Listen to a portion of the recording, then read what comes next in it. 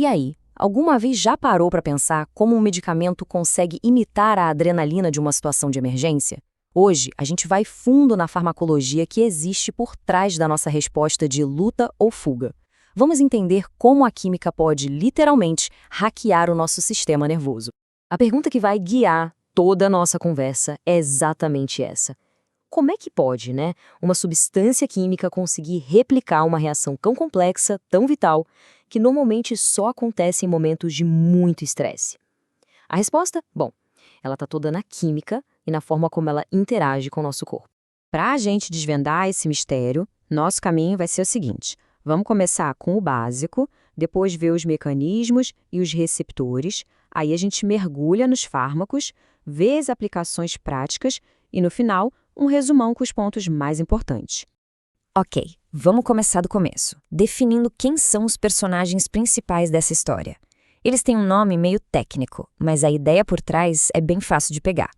Esse nome técnico é simpatomiméticos. E olha, o nome já entrega tudo. Eles mimetizam, ou seja, imitam a ativação do sistema nervoso simpático. É como se fossem cópias sintéticas dos nossos ativadores naturais de emergência, a norepinefrina e a epinefrina. E essa definição vem direto da fonte. São agentes que facilitam ou mimetizam a ativação do sistema nervoso simpático. Guarde bem essa ideia de mimetizar, porque ela é a base de tudo que a gente vai conversar daqui pra frente.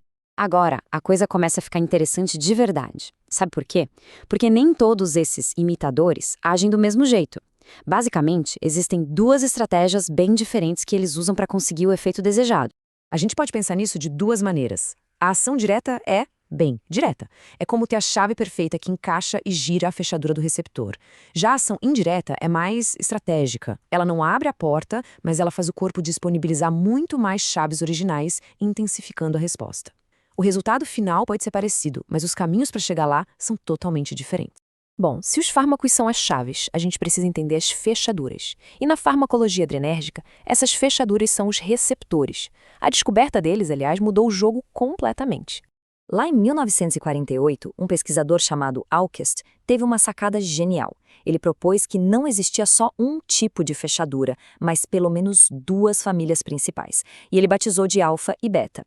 Essa ideia que parece simples é, na verdade, a base de como a gente entende e desenvolve esses medicamentos até hoje. E dentro dessas duas grandes famílias, ainda temos subtipos: alfa 1, alfa 2, beta 1, beta 2 e beta 3.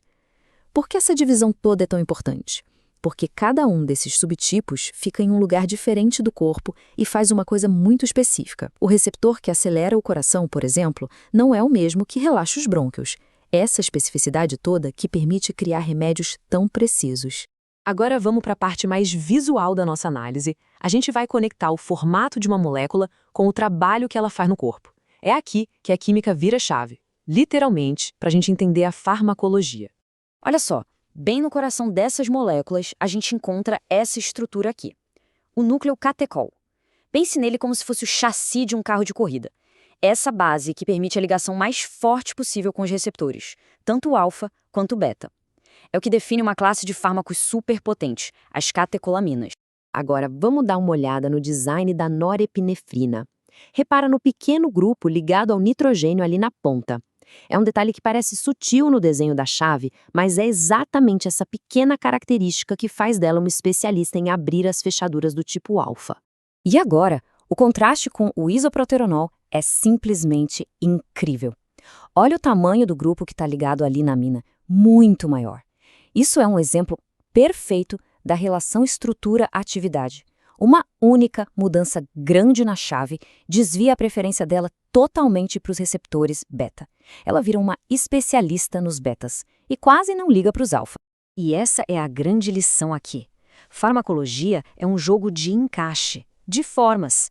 Mudar um detalhezinho na estrutura de uma molécula pode transformar um remédio que contrai os vasos sanguíneos em um que salva a vida de quem tem asma, relaxando os brônquios. É um conceito muito poderoso e central para criar novos medicamentos. E usando esse princípio, a ciência desenvolveu fármacos superseletivos. Os agonistas alfa-1, como a fenilefrina, são um ótimo exemplo. Eles foram feitos para ativar principalmente os receptores dos vasos sanguíneos, causando a vasoconstrição. É por isso que funcionam tão bem como descongestionantes nasais. E o melhor, sem acelerar o coração, porque eles não agem lá nos receptores cardíacos. E do outro lado do espectro, a gente tem os agonistas beta-2. Fármacos como o salbutamol foram desenhados para se encaixar como uma luva nos receptores beta-2 que ficam lá nos brônquios. E o resultado? A musculatura lisa relaxa e as vias aéreas se abrem. Não é à toa que eles são a base do tratamento da asma. A gente já viu a teoria, a química, os mecanismos. Agora, vamos trazer isso para o mundo real. Ver como todo esse conhecimento se transforma em tratamentos que salvam vidas tanto de pessoas quanto de animais. Esse quadro aqui mostra muito bem como esses medicamentos são versáteis. Olha só, na veterinária, a epinefrina é usada numa parada cardíaca em cães e gatos. A xilazina, que é um agonista alfa-2, vira um sedativo potente para bois, e a terbutalina, que a gente viu para asma, também é usada como broncodilatador em pets.